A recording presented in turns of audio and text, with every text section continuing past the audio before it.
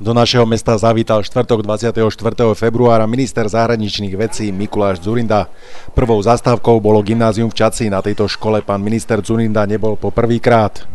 Je to 20 rokov, čo vznikla Vyšehradská spolupráca, čo sa prezidenti vtedajšieho Československa, Maďarska, Poľska dohodli, že ako susedia sa budú stretávať, aby sme si vzájomne pomáhali. Či už pri budovaní diaľničných prepojení, stavbe mostov, ale aj v oblastiach iných, v školstve, v kultúre. No a koniec koncov veľa z toho sa aj podarilo. 1. mája 2004 sme všetci už štyria, aj Slovensko, vstupovali do Európskej únie. Je veľmi dôležité, aby stred Európy bol pevný, stabilný, aby z toho stredu sa šírili dobré myšlienky, alebo o ten stred, aby sa mohli aj ostatní opierať. Tak som premýšľal, ako si aj sám osobne pripomenúť toto pekné výročie. Ja pomerne často premýšľam a vraciam sa v myšlienkach do Čadce, lebo pred 10 rokmi zhodou okolností sa tu narodil výborný nápad zriadiť Vyšehradské gymnázium. Nesmierne sa mi to zapáčilo.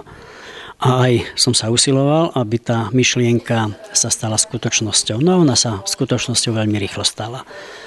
Takže som si tak povedal s kolegami, že po 10 rokoch by bolo možno aj také emotívne, aj podnetné, pekné, povzbudzujúce sa dočasť na toto gymnázium, na jeho bilingválnu časť pozrieť. No a urobil som dobre, pretože vidím, že to bola úžasná myšlienka. Je tu už veľa absolventov, ktorí toto gymnázium a túto časť absolvovali. Je veľký záujem o štúdium, takže pre mňa je to aj povzbudením, aby sme tú spoluprácu v rámci V4 rozvíjali ďalej, aby takýchto pekných projektov mohlo vznikať aj na Slovensku viacej.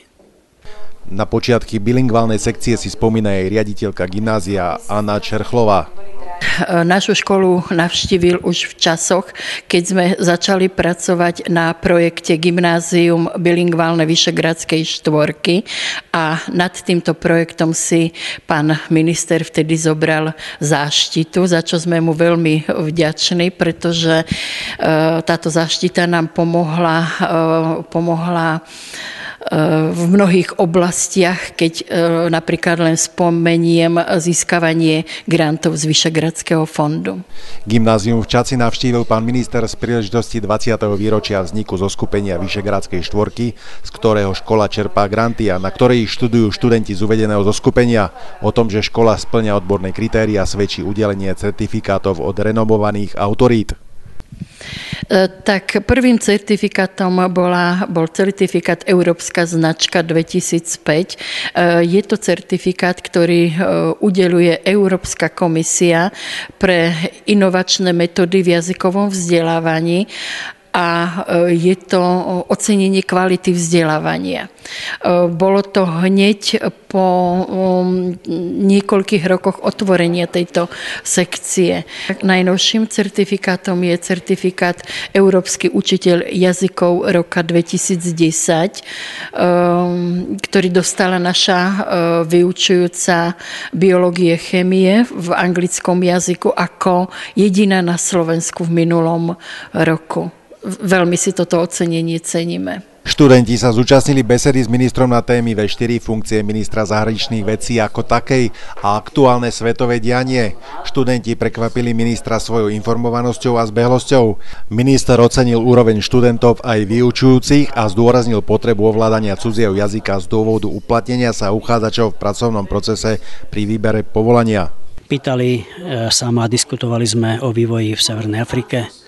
Rozprávali sme sa o tom, o opatreniach, ktoré dnes by mali prijímať krajiny, aby sme sa pozviechali, aby sme zastavili krízu, aby prestala rásť nezamestnanosť, aby začali sme vytvárať fabriky, aby pribúdalo pracovných miest. Bol som prekvapený praktičnosťou a aktuálnosťou tejto debaty. Vynikajúca diskusia, veľmi skvelá mládež, ani jedna otázka nešla bokom. Takže naozaj pôjdem domov v Čadce povzbudený. Aký význam má podľa vás štúdium na gymnáziu tohto typu? Obrovský, pretože jednak študenti dostanú vzdelanie, ktoré potrebujú k maturite a k tomu, aby mohli sa uchádzať o vysokoškolské vzdelania. No a potom je tu aj ten špecifický rozmer, že môžu sa tu učiť odborné predmety a vlastne to, čo chcú v živote robiť v anglickom jazyku. Bol som vďačný pani riaditeľke, že som sa mohol zastaviť v špeciálnej učebni, kde sa mládež, študenti učili odborné veci, ak sa dobre pamätám, o ľudskej reprodukcii a všetko to išlo modernou technikou a v anglickom jazyku.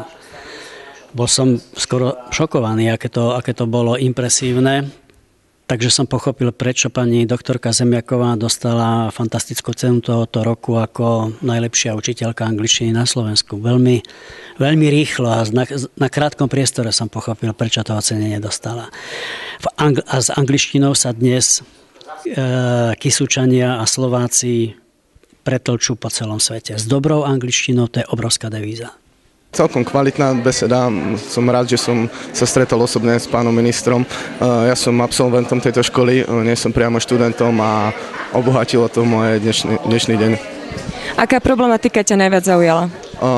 Tak hlavne tie zahraničné veci, čo sa týka tých zakladaní domov v rámci Vyšehradskej štvorky a taktiež jeho pôsobenie v rámci funkcie ministra zahraničných vecí.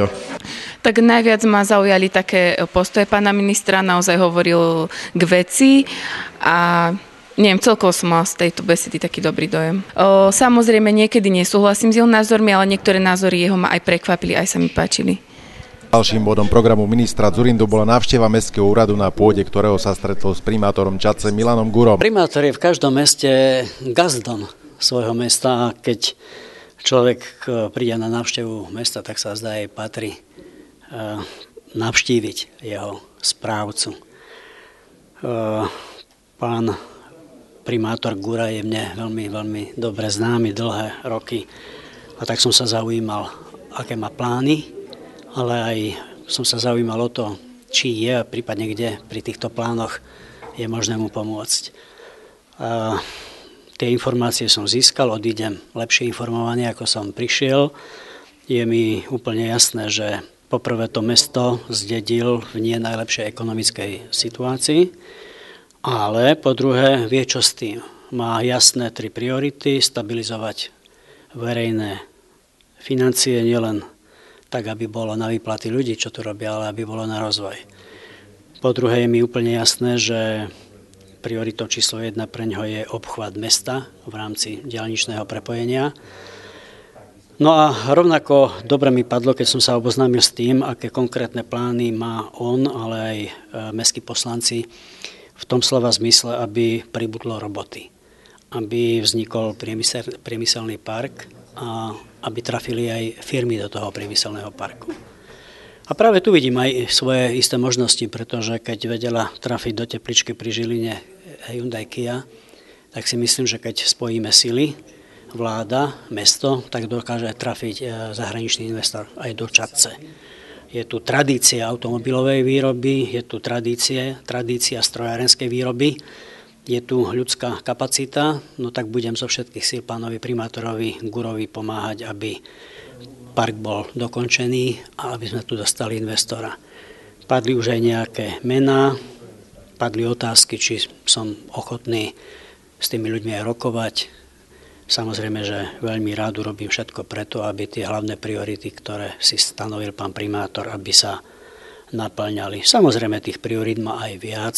Rád by bol, keby bola dokončená telocvičňa, pri zrode ktorej som sa do okolností svojho času stál, aby ľudia mohli nielen pracovať, ale si aj zašportovať, čo je úplne normálne pre takéto mesto, ako je Čadca. Každý minister, ktorý príde, akékoľvek vlády, je veľmi dobré, že zavíta do mesta. Ja som veľmi rád, že dneska tu prišiel minister zahraničných vecí, s ktorým sme riešili 2 dôležité veci. Prvá vec je diaľničný obchvat mesta a samozrejme D3, slovensko-česká hranica. On tú situáciu veľmi dobre pozná, veď niekedy robil ministra dopravy, potom premiéra. Prisľúbil mi pomoc v tejto veci, aby sme čím skôr splnili tento aj môj sľub, ktorý som dal vo voľbách, a on vyjadril, že bude ústretový. Takisto sme riešili aj školstvo. nielen teda stredoškolské, kde pán minister bol, ale aj naše základné. Informoval som ho o rôznych stavbách, ktoré tu máme. Takisto som sa musel pousmiať, pretože prvých 10 miliónov na telocvičnú základnej školy mi vtedy pán premiér sľúbil a teraz som ho chytil za slovo, že bolo by dobre, keď to začal, nech to aj dokončí. A tretia vec, čo bola taká vážna, tak je to priemyselný park. Minister zahraničných vecí sa stretáva hlavne pri svojich zahraničných cestách aj s obchodnými zástupcami rôznych firiem. A tamto vidím takisto veľký potenciál, aby sme tu do Čace dotiahli tú robotu, aby sme konečne zaplnili priemyselný park. Čiže to boli 3 oblasti, ktoré sme prebrali a ten výstup bol veľmi jasný, veľmi jednoznačný. Treba pracovať.